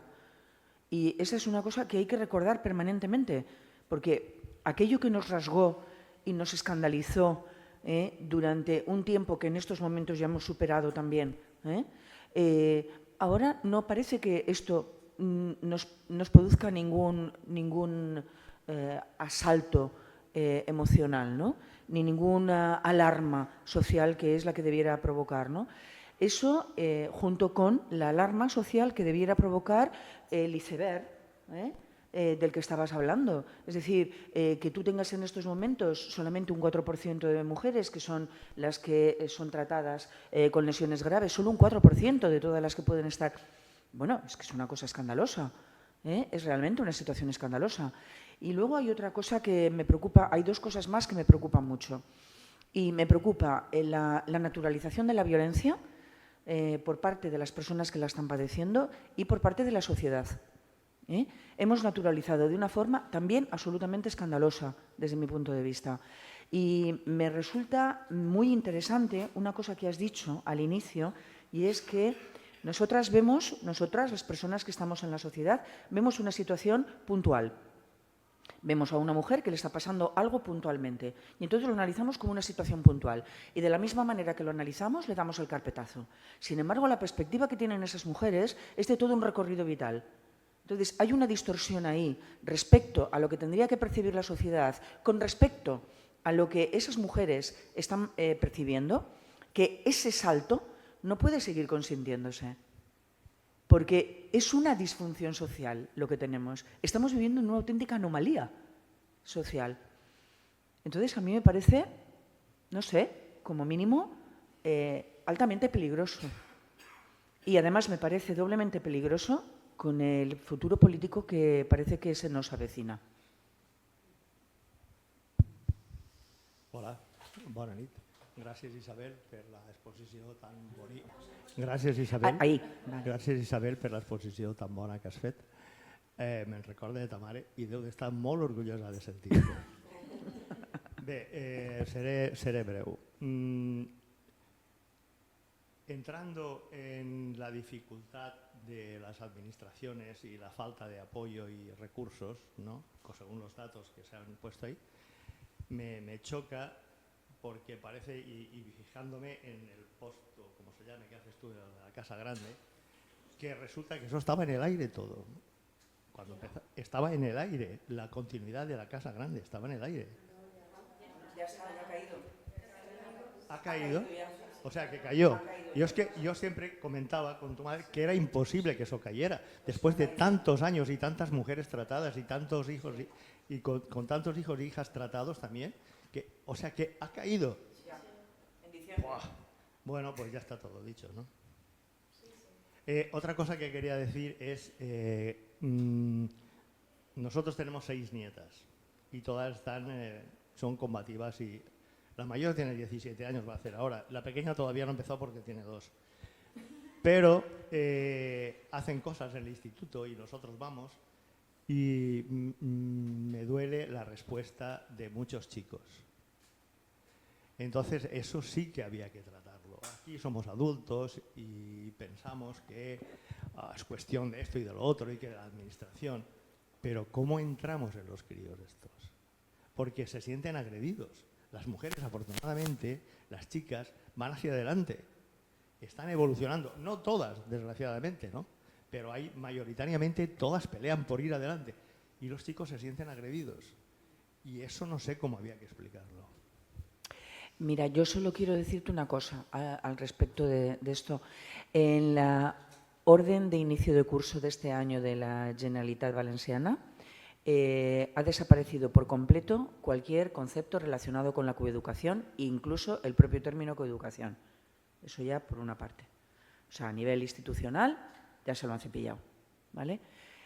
Lo cual tiene consecuencias, subconsecuencias, y es que no hay formación, evidentemente, pues porque como no existe esto, porque esto es ideología de género, entonces como es ideología de género, pues esto hay que eliminarlo. Entonces no hay formación, en los cursos del CEFIRE apenas sale algo sobre igualdad, el término igualdad está demonizado a nivel educativo, porque entre otras cosas se ha sustituido por el concepto de diversidad, que lo han utilizado y lo están utilizando conforme les da la gana. Es decir, ese capítulo lo tenemos francamente mal. Y luego tenemos otra cosa en nuestra contra, y es que en estos momentos los y las jóvenes están educándose a través de las redes. Digo, educándose entre comillas, pero se están educando a través de las redes. La pandemia ha sido terrible, la pandemia ha sido un martillazo brutal para el trabajo del profesorado dentro del aula. Y en estos momentos no solamente ya ven porno por las redes, sino que también pues, escuchan a determinados partidos políticos de los cuales no quiero decir el nombre. Y eso es otro problema, porque los chicos varones se están nutriendo de estas fuentes, porque estas fuentes están alimentando el miedo que los chicos tienen a perder lo que les han dicho que eran sus privilegios. Bueno, o a perder lo que les han dicho que crea su ser varón, ¿no? Que muchas veces es ejercer el poder o ejercer la violencia, ¿no? O sea, en el podcast hablamos del cómic del increíble Hulk, que era un ser buenísimo, pero que cuando sentía rabia era un monstruo verde, rompía cosas, agredía gente y luego se volvía a su ser y era todo maravilloso. Es decir, como que desde siempre se les ha permitido ejercer la violencia como parte de su socialización, ¿no? Entonces, bueno, yo creo que eso sigue ocurriendo hoy. Estoy totalmente de acuerdo contigo, que creo que hay que trabajar con los chicos, porque se ha trabajado mucho con las chicas y a ellos se les ha dejado abandonados de la mano de Dios. Los chicos que se sienten agredidos al instituto, ¿no? Muchos dicen, si yo no hago nada, si yo me porto bien, si yo, ¿qué pasa aquí? Esto tal. Y entonces, ¿por qué me culpabilizan? O sea, es complicado, Es muy complicado y no se ha trabajado mucho con ellos. Yo creo que hay que trabajar totalmente. No es que los chicos se sientan machotes y valientes y tal y cual, ¿no? Hay mucha gente que dice, bueno, esto conmigo no va. Y si yo me porto normalmente, ¿qué manía tienen con los hombres, conmigo y tal? Yo lo veo muy difícil, Bueno, yo creo que y sobre todo viendo otras cosas se han logrado cambiar. Viendo el mundo cómo va, tienen ejemplos sobrados de lo que es ser un verdadero cafre. Bueno, hay que ser optimista e intentar pensar en positivo, pero sí que creo que se puede... A ver, es un proceso largo, pero creo que es una asignatura pendiente de trabajar con ellos, porque, bueno, creo que al final este es un sistema que perjudica a todos y a todas, entonces también hay que trabajar con ellos, ¿no? Para que lo que les hace sufrir del sistema, pues poderlo paliar.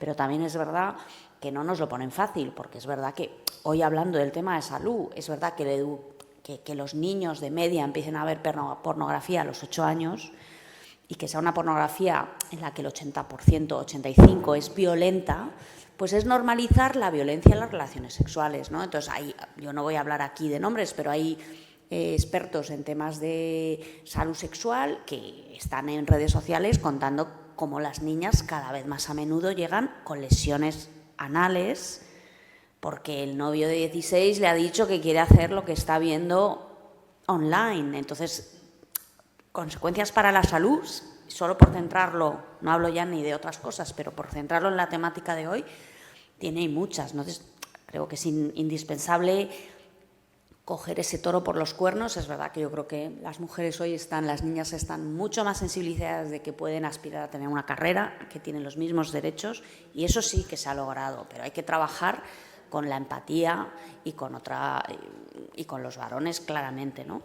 Y bueno, pues luego el retroceso de recursos, yo creo que estamos en una época de retroceso de recursos para estos temas, es clara, y bueno, pues va a conllevar mucho sufrimiento. Quiero decir que se cierra un centro referente como es la Casa Grande, pues significa que muchas mujeres no van a poder ir ahí a recuperarse. Entonces, pues va a haber, bueno, son épocas de retrocesos que implican sufrimientos para las personas y yo creo que estamos en una de ellas. Entonces, bueno, hay que pelear porque eso no es así, pero hay que reconocer la realidad como lo que es, ¿no? También por eso, como decía Josefina, sirven mucho los números, porque muchas veces los estados lo único que entienden es lo que les cuesta, ¿no? Y entonces hay que medir para poder visibilizar y decir, bueno, no es que solo es que sufra esta persona, es que mira lo que nos cuesta, ¿no? Entonces, pero bueno, me callo ya, que querías hablar, Isabel. No, pero me lo ha dado, no tenía intención de hablar. Muchas gracias por tu conferencia. Yo, fíjate que a pesar de que hablamos de que hay que medir, ¿no? Yo pienso que se estará dispuesto a seguir pagando este precio para que las cosas realmente no cambien. Es que en el fondo no sé si es muy claro que porque se tengan que gastar mucho van a estar dispuestos a que las cosas cambien, porque estructuralmente está muy montado y creo que el ejemplo que dan las compañeras que vienen cada lunes aquí y que siguen con la llama encendida y están preocupadas porque las cosas sigan es muy importante. Pero luego hay otra parte que lo que decía Ferran, esta complejidad con los chicos, ¿no? Que con los chicos y con las chicas, porque yo creo que hay una cuestión que es el discurso y luego los actos. Y esto tiene mucho que ver también con toda la estructura familiar y con dónde se colocan a las personas, en qué posición colocamos a los chicos y a las chicas en el día a día. Es decir, porque se habla mucho, pero aparte de hablar, hay que colocar a los sujetos, como yo les diría, en una posición de sujeto. Y entonces, claro, si solo son objetos para recibir un discurso o para determinadas cosas, a veces eso se queda pobre. No digo que no haya que hacerlo, ojo. Lo que digo es que tiene también que estar coherente con las acciones que tenemos en las casas, en la escuela, en qué posición colocamos al otro, al alumno, al compañero, a la compañera. Y esto tiene que ir acompañado de palabras y de hechos. Y creo que es algo que hay que trabajar desde ahí, ¿no? Cómo nos posicionamos y cómo colocamos al otro en el día a día. Sea chico, chica, sabiendo que todo esto es el patriarcado. Pues qué bonita manera de cerrar, creo. Sí. Ahora me parece. Yo solo una cosa, y es que no somos solamente las que estamos aquí. Da los datos de las personas que nos siguen online, porque eso también es importante. Si no, también podemos irnos pensando que somos 4 gatas y algún gato. No, dilo. Sí, bueno, a ver, sabéis que tenemos desde la pandemia, y con esto cierro, porque voy a ser puntual al horario. Bien, desde la pandemia tuvimos la opción con la sede de poder hacer en streaming las sesiones del aula.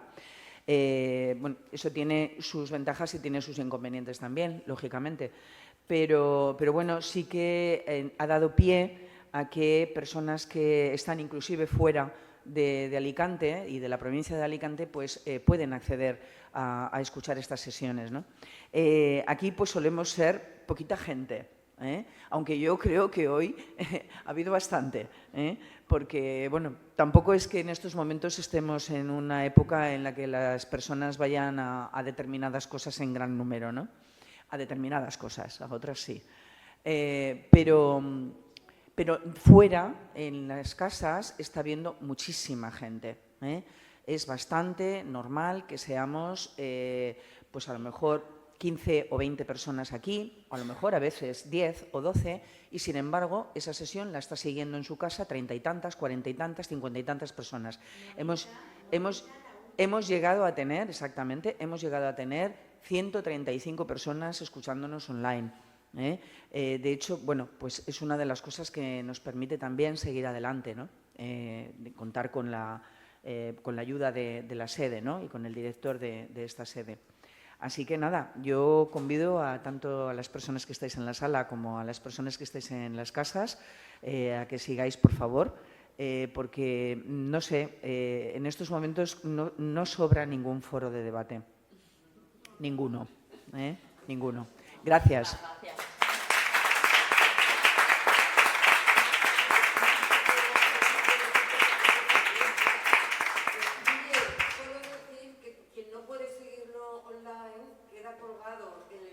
Ah, sí. Ah, bueno, sí, claro. Quien no lo puede seguir online queda después colgado en la página de la sede. Gracias, Mamen.